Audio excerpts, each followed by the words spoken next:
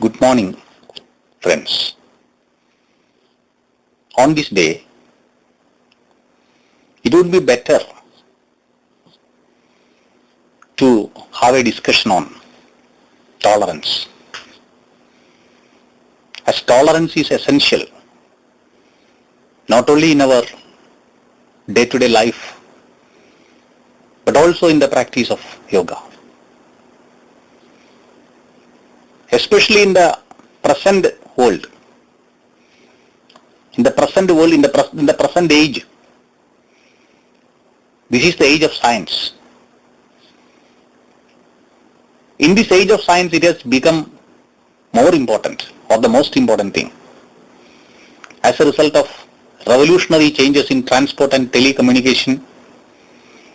People in different parts of the world have the opportunity to mingle freely and frequently with others.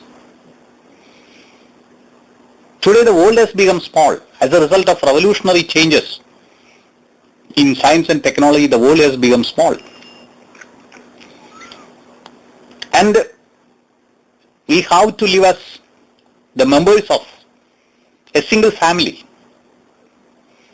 In the past, when people belonging to different parts of the world, when they met with one another, they quarreled with one another. It was like the meeting between two dogs. Easy when two dogs meet with one another, the result will be a quarrel. That was how man behaved in the past. When people belonging to two different civilizations, they got an opportunity to mingle with one another, the result was a quarrel, or the result was bloodshed. So if we are going to maintain that outlook, we will not be able to exist as a race. Very soon man will become an extinct species like the dinosaurs that once ruled this planet. So that's very important. So we have to tolerate the outlooks of others. At least we should hear it with patience. And moreover, whatever we say, we must be able to support it with scientific evidence. So we can't base our arguments on dogmas and superstitions. I say this because I find that at least one or two are in a hurry to judge me, to censure me, and they are in a hurry to judge me as a man with all the weaknesses of a human being. And they want to save me. They want to take me to heaven. And they have advocated a path for me to go to heaven. They have offered me a seat in heaven. And a condition has been put forward by them. I should believe what they say. I have no right of questioning. I have no right to use my brain. I have no right to think about it. They say all these were revealed by their gods,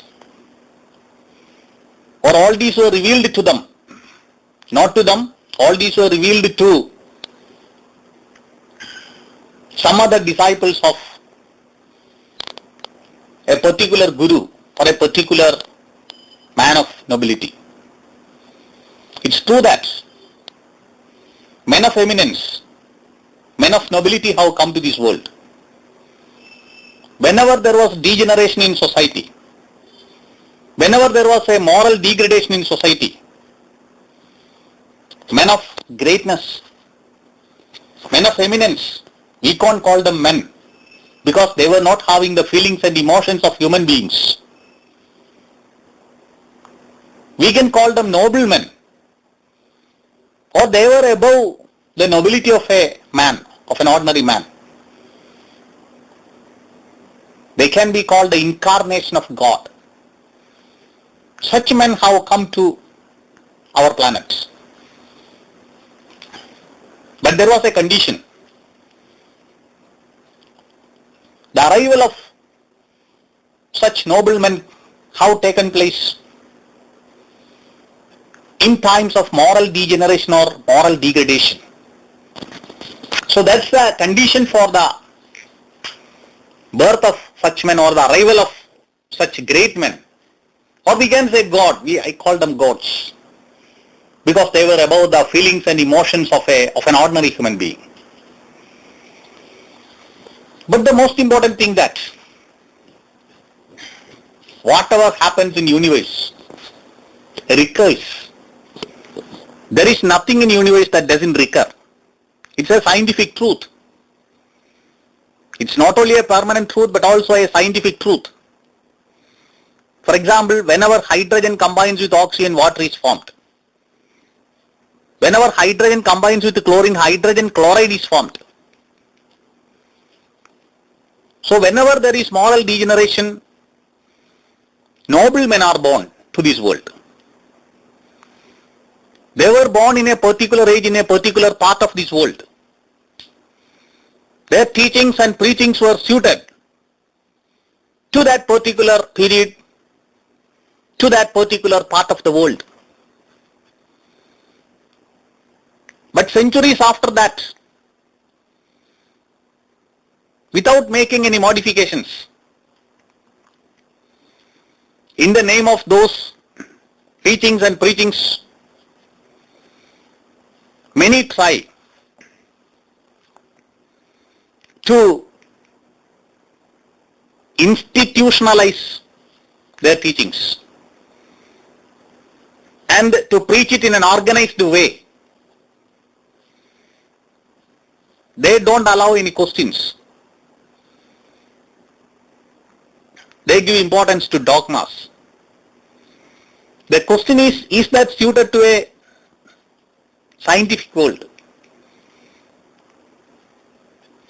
In science, we arrive at conclusions after asking so many questions.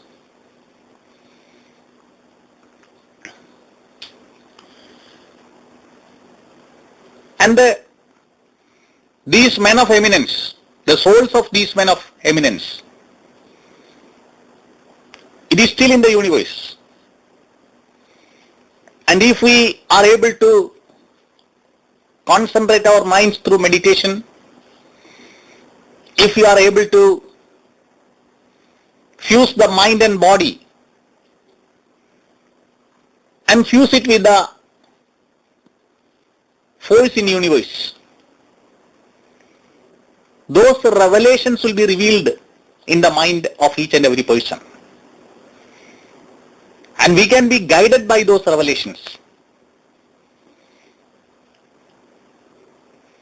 The energy of all the great men who lived in the past, that energy is still in nature.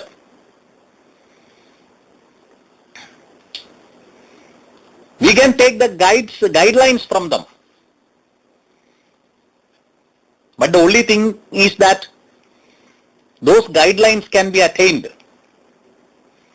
only by tuning our mind and body to their words. And that can be done. That's the intention of practicing yoga and meditation. So we need not blindly follow the revelations revealed by their disciples in the past centuries. There is nothing in nature that doesn't change. What they said at that age was suited to that age, was suited to that particular part of the universe. The age has changed. So many changes have taken place in the life of man. So in the present day world, we should know what they have in store for us. For example, take the case of Jesus, or take the case of Nabi. Their souls, still it's in nature. If we can tune our minds, if we can concentrate our minds through yoga and meditation, we can hear their words. And that is the intention of our program. So taking the hand of each and every man, or taking the mind of each and every man, and giving that mind to the mastermind of those great men who lived in the past, whose souls are still alive in this universe. We can have direct guidelines from those masterminds which will be more convincing. So mere reading is not enough. The most important thing is experiencing. We must experience these things. We must feel that this has been told direct to our minds from somewhere in the universe. Only then will we be able to believe those words. Only then will we be able to practice it in our own life. We find so many books, so many great books are there. Especially printing has advanced a lot. Technology has advanced a lot. And there are a lot of books. There are a lot of guidelines in print. But we don't believe what we see in print. Because none of these books, none of these teachings in print has helped to reform man. The reformation of man. Man is actually a brute. All the animal passions are still alive in man. We have to control these animal passions. We have to destroy these animal passions. And gradually we have to attain the level of man. And then from the level of man, we can progress to the level of these noble men who guided our society in the past. That we find in science also. So in chemistry, we find metals on the left extreme. And from metals there is a transition to non-metals. And then from non-metals there is a transition to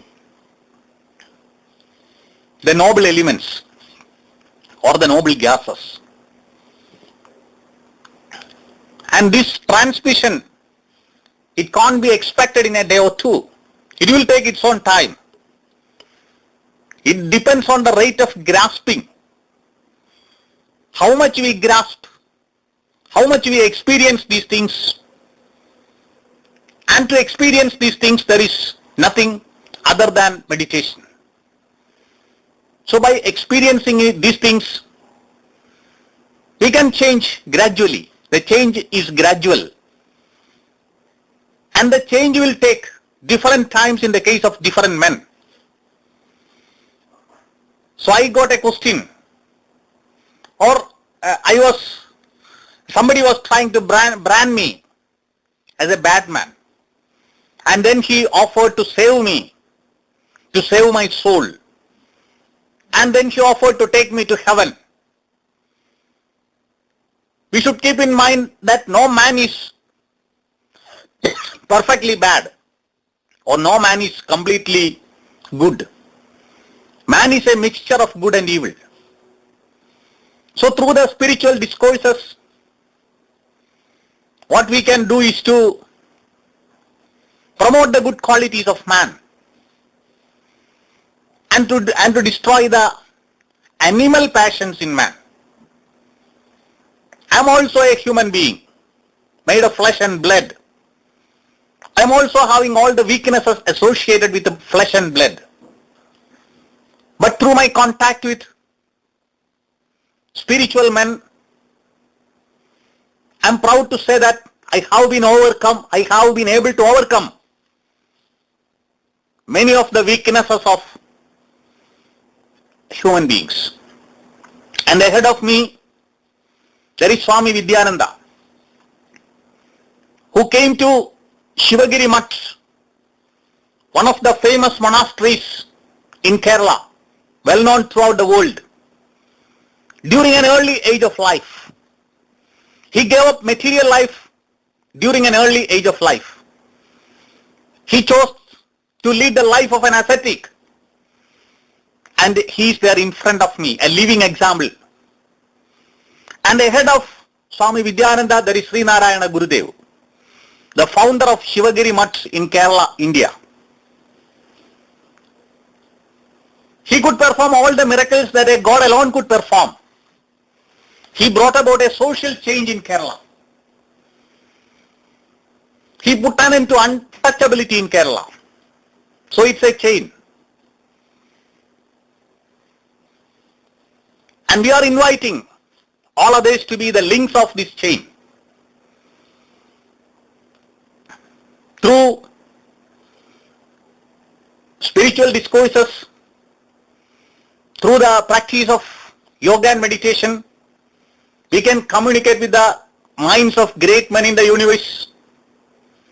We can get over the weaknesses that are in us, as we are all ordinary human beings. And we can move along the track of spirituality, and ultimately we can release ourselves from the cycle of birth and death. As human beings, we are all entangled in the cycle of birth and death.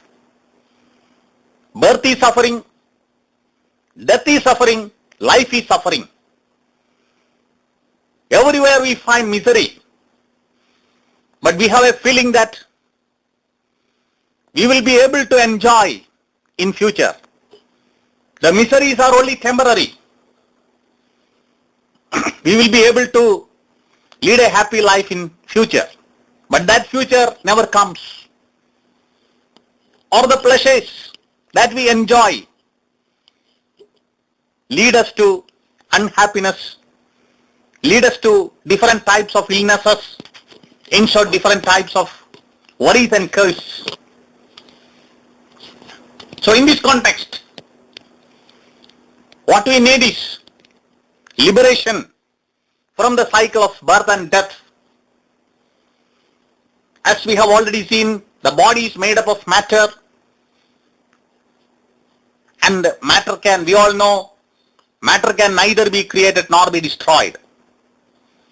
And our capacity to think, our capacity to work, our capacity to walk, that has been made possible by energy.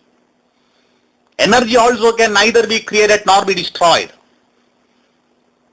So there is only cycling in nature. Nothing new is found in nature. So there is birth and rebirth. Birth and rebirth. We are entangled in the cycle of birth and rebirth. As from experience, you all can understand that birth is misery, death is misery, life is full of misery. So we want a liberation from these miseries. We want to release ourselves from the cycle of birth and death, and that is called salvation. So salvation can be attained only through the purification of our soul. And the purification of the soul is what is being done through the continuous cycle of birth and death. And after several births and deaths, the soul gets purified. It gets as pure as the Supreme Soul, and then our soul mingles with, it fuses with the Supreme Soul in nature. Then we say, we have joined Jesus, we have joined Nabi, or we have joined Gautama Buddha. So all these are Supreme Souls, All these are men of eminence. All these men had a pure soul. That purity in soul can be attained only through free and frequent contact with these masterminds that once ruled this planet. And that can be attained either through the suffering of misery that we experience through the cycle of birth and death, or through the practice of yoga and meditation. There lies the importance of yoga and meditation. As early as possible, we want to release ourselves. We want to liberate ourselves from this cycle. And the way to that liberation, the way to the Supreme Soul, that is meditation. That is through the practice of yoga. It gives comfort to our body. It gives comfort, concentration to our mind. It connects our mind with the mind of the universe, with the mind of the Supreme Soul. We get guidelines directly from the Supreme Soul. I am not the person to guide any one of you. I don't have the powers of the Supreme Soul to purify any of you. The only thing that can be attained through this program is the conditioning of mind and body, which will enable, if practiced seriously, if taken seriously, to connect each and every man with that Supreme Mind, with that Supreme Soul. And once our soul gets fused with the soul of the Supreme Soul, we will forever be liberated from the cares and worries of ordinary life, from the miseries and sufferings of the day-to-day life. That is the aim of each and every birth. That is what the periodic table tells. In periodic table there are the noble metals. Noble metals like copper, silver, gold and platinum. They don't mingle with others. Noblemen, they also led a lonely life. They also led an ascetic life. They spend their time alone, meditating, without mingling with others. And they set the model for others. Similarly, the noble gases, helium, neon, argon, krypton and xenon, they also have set a model to others. They also don't mingle with others. They have set a model for others as to how the stability of mind can be attained, as to how nobility can be attained, as to how salvation can be attained. The three stages of man can also be found in elements also. On the left extreme of the periodic table we come across the metals, and as we go to the right extreme, there is a gradual change from metals to non-metals, and from non-metals to noble metals, and the noble gases like helium, neon, argon, krypton, xenon and radon. Similarly, in a human being also the three stages can be found. The ordinary man.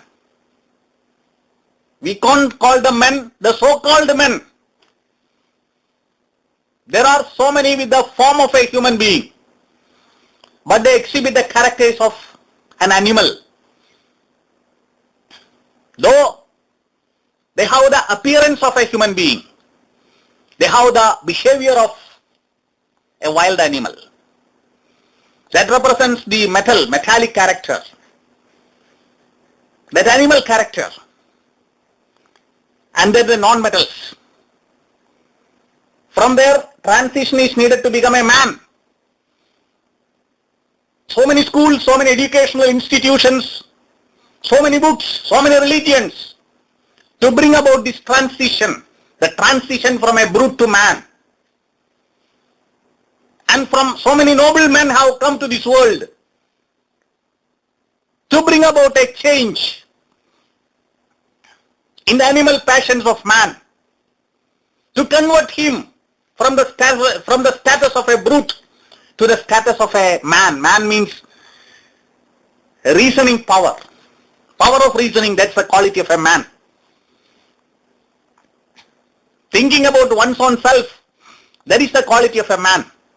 That is the only difference between man and brute. We are interested in these things because we are human beings, not only in form but also in character. Many are interested only in eating, sleeping and relaxing like animals. They also may be having the figure of human beings, but they don't have the character of a human being. Character, that's the most important thing. To attain that character, a transition is required, and that transition can be brought about only in communion with the Supreme Soul. No book can change any man. So many books in print are in the market. None of these books, so many preachings are there. None of these preachings, none of these advisors have succeeded in bringing about a permanent change in man. That's why we have started this program. Here we give importance not only to preachings and teachings, but to experience. Each and every man must experience the mind of the Supreme Soul through the concentration of their minds, through the practice of yoga and meditation. And that will convert you. That will bring about a change in you. That will make you a man. Not a man in figure, but a man in character. That is the intention of this. That is the aim of this. And then comes the change from man to God. The change from non-metal to noble metal. That change can be attained through the practice of internal yoga. This is not the stage for internal yoga. In internal yoga, we give importance to the awakening of Kundalini. Kundalini means a thread-like structure at the bottom of the spinal cord. And through the control of breath, through the practice of yoga, that is being taken up through the various stages, through the 8 adhars in the spinal cord, and ultimately it is taken to the brain. When it reaches the brain, a man attains the powers of God, and that man will be able to perform all the miracles performed by God, or which the God is able to perform. So these are scientific truths which have been proved scientifically, or which can be proved scientifically. So, trying to divide man and man through dogmas, trying to divide society into various religions on the basis of dogmas, it is sinning against sin. That is what we have to understand. I am compelled to say this because of the emails that I received from one or two who wanted to save my soul. I don't know why they are so particularly interested in saving my soul. They want to take me to heaven. They have shown a shortcut to heaven. So there is no shortcut. Hard work is the only shortcut that is we experience from this life. So I request my friends to think upon these things and let us continue the next day. Thank you for giving me a patient hearing.